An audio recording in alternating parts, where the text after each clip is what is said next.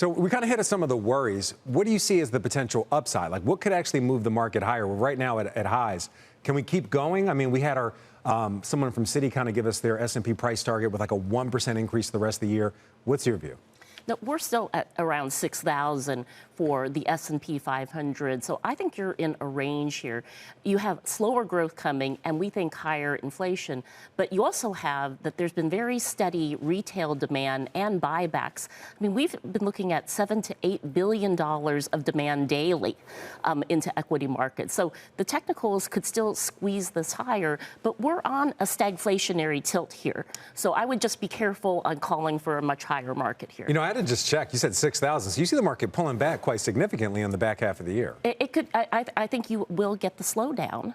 Now, we've had a lot of front loading, a U.S. import surge, but we're still looking at an effective tariff rate that's 14%. That's a $400 billion tax. You know, it's funny. I spoke to Gene Soroka from the Port of L.A. Long Beach yesterday. He did say that import volumes are slowing down. So we are starting to see that. Not clear if that's because of front loading and people have what they need or just they're kind of concerned about tariffs. Not really clear there. We also heard from Raphael Bostic, Atlanta Fed president, speaking with our European colleagues this morning.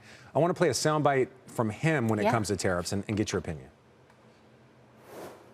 The textbook story for economics is if you do tariffs, it's a one-time shift. It happens quickly. What we are seeing today, though, is not just a one-time shift. It's actually something that's being stretched out over a much longer period of time.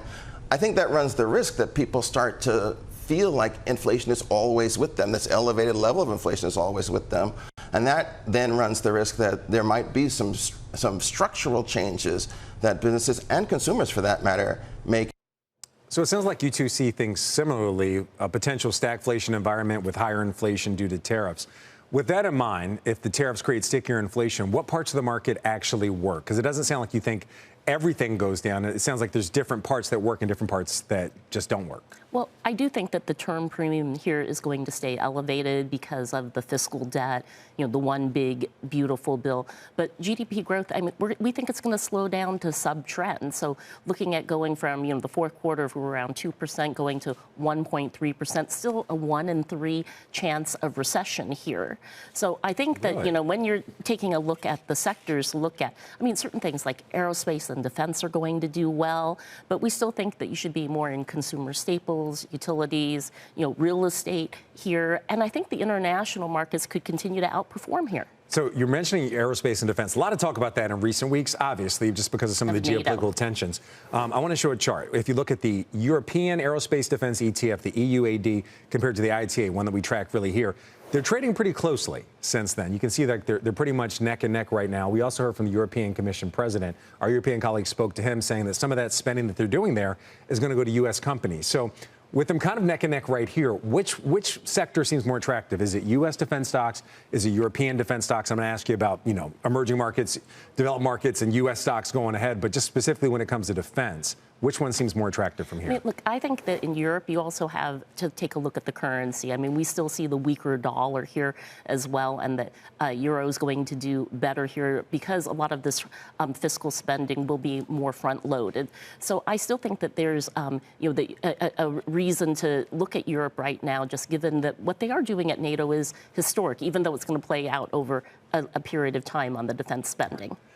What about the bond market? With the one big beautiful bill passing, are you expecting to see bond yields move to the upside? And does that upside move create competition for equities that also puts pressure on them? I mean, there's always some crowding out when you look at where yields are at in the U.S. But I think that this is one area where the fiscal considerations are in some ways even like outweighing some of the monetary policy effect that could come into play. So I look at term premium to remain elevated here. It's not just the fiscal deficit. It's also what the Treasury funding needs will be. And we think that's covered for this year. But we see beginning in 2026 about a $5 trillion gap that begins to emerge when you look through the rest of the decade. All right, we got to get going, but I got to ask you about one more thing. Your gold outlook. You see gold getting to $36.75 by Q4, about an 11% upside from here. So why are we just all investing in gold? Why are we wasting our time with these equities? I mean, when we talk about, you know, recession risk, stagflation risk, I mean, gold is still a very good hedge. And, you know, we've done a hypothetical, and granted, it's just a hypothetical, but if you did just a 0.5 percentage point increase in the gold holdings over the course of the next 4 years, I mean, you could be looking at gold prices that could go hypothetically all the way to 6,000. Now we're thinking 4,000, you know, next year, but it's still a good hedge to have given the uncertainty in play.